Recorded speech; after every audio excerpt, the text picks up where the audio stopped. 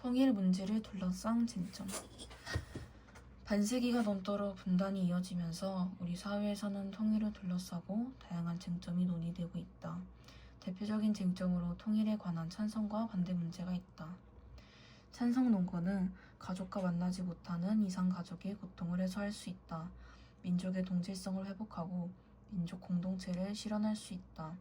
전쟁의 공포를 해소함으로써 평화를 실현할 수 있다. 군사비가 감소하여 복지 혜택이 크게 증가할 수 있다. 민족의 경제적 변형이 실현되고 국제적 위상이 높아질 수 있다. 반대 논거는 오랜 분단으로 문화적 이질감이 커져서 한 민족이라는 느낌이 들지 않는다. 군사 도발 등으로 북한에 대한 거부감이 심하다. 막대한 통일 비용 때문에 조세 부담이 늘어나고 경제적 위기에 처할 수 있다. 많은 북한 주민이 남한으로 이주하여 실업과 범죄 증가 등 사회적 혼란과 갈등이 생겨날 수 있다. 통합 과정에서 정치적 군사적 혼란이 발생할 수 있다. 위의 논거에서 알 수 있는 것처럼 통일을 찬성하는 입장은 주로 인도주의적 차원, 민족의 번영과 발전, 평화 실현 등을 근거로 제시한다.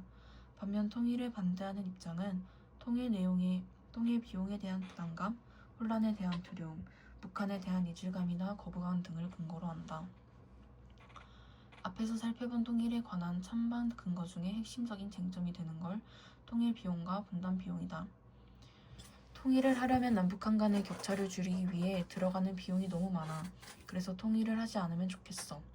아니야, 군사비와 같이 분단 상태에서 과도하게 소모되는 비용을 생각해봐. 이런 비용을 줄이기 위해서라도 통일해야 돼. 위 대화에서 알 수 있듯이 통일에 반대하는 논거 중 하나는 통일 비용에 대한 부담이다. 통일 비용이란 통일 과정과 통일 이후 남북 간의 격차를 해소하고 이질적인 요소를 통합하는 데 필요한 비용을 말한다. 독일에서는 통일 이후 통합의 과정에서 막대한 통일 비용이 발생했으며 남북 간의 경제적 격차 등을 고려하면 우리도 적지 않은 통일 비용이 들어갈 걸 예상한다. 반면 통일을 찬성하는 논거 중에 하나는 통일이 분단 비용을 해소해준다는 것이다. 분단 비용이란 분단으로 인해 남북한이 부담하는 유무형의 모든 비용을 말하는데 대표적으로 군사비를 들 수 있다. 이것은 기본적으로 국가의 존속을 위해 필요한 요소이지만 남북한 모두 인구 및 경제 규모 대비적정 수준 이상의 군사비를 지출하고 있다. 남북한이 지출하는 막대한 군사비는 분단이 지속되는 동안 영구적으로 발생하는 비용으로 한반도의 긴장을 고조시키고 민족의 역량을 낭비한다. 이처럼 분단 비용은 분단이 계속되는 한 지속적으로 발생하며 민족 구성원 모두의 손해로 이어지는 소모적인 성격의 비용이다. 그러나 통일 비용은 통일 과정 및 통일 이후에 한시적으로 발생하는 비용이며 통일 한국의 번영을 위한 투자적인 성격의 비용으로 다양한 통일 편익으로 이어질 수 있다. 통일 편익은 통일에 따른 보상과 혜택으로 통일 이후 지속적으로 발생하기 때문에 한시적으로 발생하는 통일 비용보다 통일 편익이 더 크다고 볼 수 있다. 그렇다면 통일 편익에는 구체적으로 어떤 게 있을까?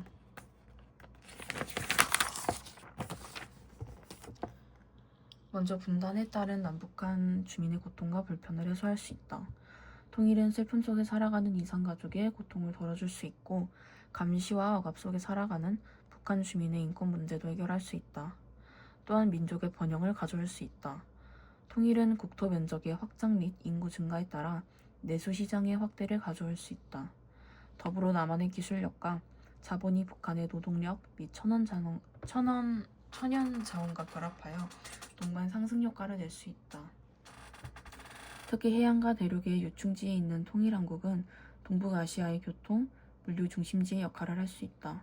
그리고 평화의 실현에 이바지할 수 있다. 통일은 전쟁의 위협이 사라진 평화로운 한반도를 만들 수 있다. 이는 동북아시아의 긴장 완화는 물론 지구촌 평화의 실현에도 이바지한다. 통일한국은 경제적 번영과 평화가 조화를 이룬 나라로 자리매김하여 국제적 위상이 더욱 높아질 수 있다. 우리는 통일에 관해 무관심한 태도나 맹목적으로 찬성하거나 반대하는 태도에서 벗어나 통일 문제를 둘러싼 다양한 쟁점들을 깊이 있게 성찰하여 바람직한 통일관을 형성할 수 있도록 해야 한다. 통일이 지향해야 할 가치.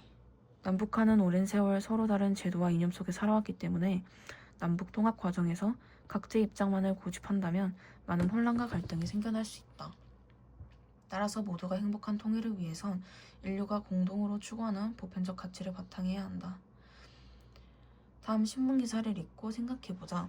정부는 장거리 미사일을 발사한 북한을 압박하기 위해 개성공단 가동을 전면 중단한다 선언했다. 남북 경제교류 협력을 목적으로 설립된 개성공단이 2003년 6월 30일 착공해 이듬해 12월 15일 첫 제품을 생산한 지 11년 2개월 만이 되었다. 정부는 개성공단을 평화와 안정 속에서 국제적 규범에 부합하는 공단으로 운영하려 했지만 북한의 계속된 도발로 우리 국민의 안위와 한반도 평화, 기업 경영 활동이 위협받게 됐다 말했다. 먼저 통일한국은 평화를 지향해야 한다. 위의 기사는 북한의 군사 도발로 평화가 위협받음으로써 남북한 경제 협력이 중단되었다는 내용을 담고 있다. 이처럼 북한은 장거리 미사일 발사와 핵실험 등을 통해 한반도는 물론 세계 평화를 위협하고 있다. 따라서 통일한국은 전쟁의 공포가 사라진 평화로운 국가를 지향해야 한다.